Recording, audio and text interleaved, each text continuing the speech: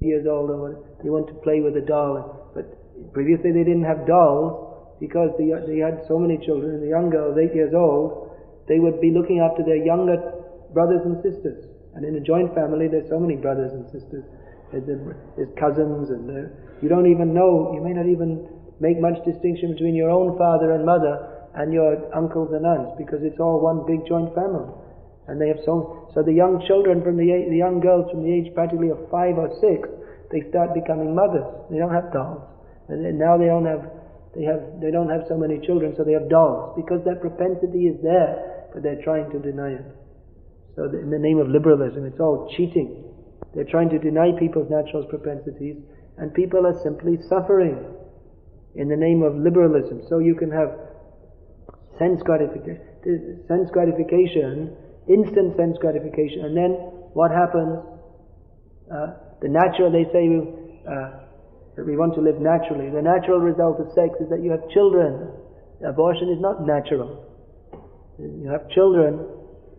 You have children, then you're supposed to look after them. Even the animals look after their children very carefully, but they don't want to, because they want to enjoy more and more sense gratification. So these philosophies have been supplied by all these different people, and now in the modern age, this is the post-hippie era.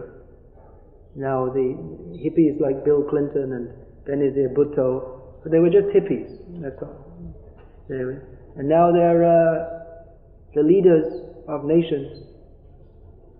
So what kind of ideas are you going to get from them? Abortion is good. You won't get that from Benazir Bhutto, because she's in a Muslim country, and that won't go down. But Clinton, Mrs. Clinton, Ms. Clinton, how do you pronounce that? MS. Ms. This whole Ms idea, that's just to say I'm not Miss and I'm not Mrs. I'll have a boyfriend if I want, and if I want, I'll kick him out. No response. Miss means pre-married, and Mrs. means already married, and Ms. means you don't have to know my marital status. I may be married or not, but I'm free. If you want, you can take me to bed, and it doesn't matter if I'm married or not. Ms. So Ms. Clinton, she's from women's rights.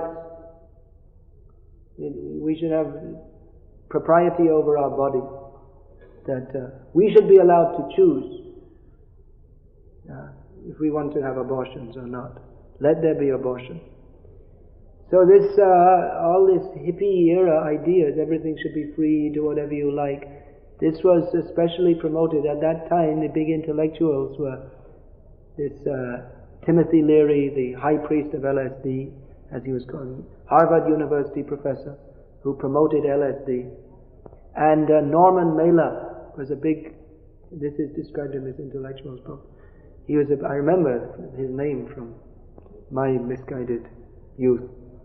That, of course, Timothy Leary and Norman Mailer, they were very famous. So he was promoting, he said, yeah, violence is very good. It's expressing yourself. If a gang of people go and beat someone to a pulp, you're just expressing yourself. That's all. And the pornography, that's art. You have to allow that, because that's just expressing your artistic feelings. So, and then they brought it. Previously, even up to the 1960s, they were very strict in the Western world. And no swear words were allowed on television or in the theater. It wasn't allowed. And then it's described in this book how this man, he deliberately created a situation where he could use a filthy word on TV. And that was the first time he got through the censor, and the door was open.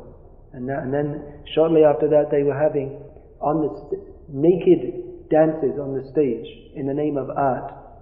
This film Hair was very famous, ran for about 20 years, in which it was I never saw it, but there's one point where everyone just throws off their clothes as an artistic expression, and it ran for 20 years. Not surprising. People, in the name of art, they're having a naked dance show. So all these things became, just do whatever you like, think whatever you like, because if there's no standard within human society, then the standard will naturally come down to the lowest, down to the standards of cats and dogs and worse. If there's no restriction, they say we don't want to be restricted.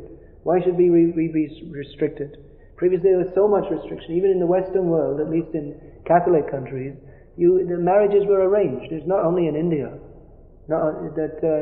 Even in Ireland up till 20, 30 years ago in the remote areas, you couldn't get married without your parents' permission. It just wasn't allowed. It just couldn't happen. So many restrictions were there. Why?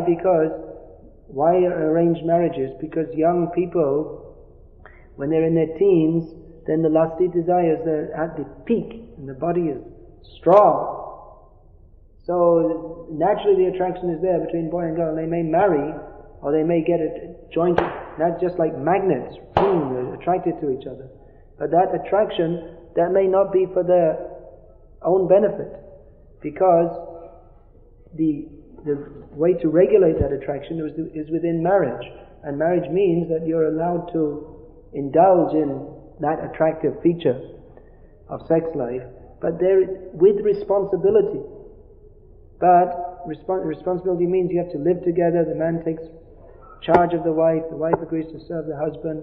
But if they're not properly matched, and there are so many different considerations, age, the girl should be younger than the boy, she should not be more educated than the boy, and she should be inferior to the boy, and so that she doesn't feel puffed up because she has to be submissive to him. So there's so many different considerations, and astrological. Even now in India, there's so many people have told me that they find the perfect match, perfect girl will just match exactly, but the astrologer says no, so they don't go through with it. Because if they're not matched properly, then it won't be very nice. And they have to live together. So that, in other words, those restrictions are there because the feeling or the emotion is there. Yes, I love you, I want to dedicate my life to you. But that, in the very juvenile stage, people don't know what is best for them. Therefore they should take guidance from their parents and elders. So these restrictions are there to help people to live a happy life. But if people just live according to their unrestrained emotional attractions, then they're going to have a lot of problems, and that's what happens. Nowadays in India you see sometimes there's divorce or separation. People say, oh, what happened? And they say, love marriage, that's all we have to say. And then it's understood. Have you heard this? They say, oh, they're married only after 2 years and already, what happened? Love marriage. Everything is understood. Because they came together simply on the attraction of lust. And it doesn't last. Therefore, again, split up. Therefore, previously the system was that, you see, it's still going on. Will they match or not? Only very, very carefully, then put together. And even after coming together, then the daughter-in-law is trained up by the mother-in-law, and so many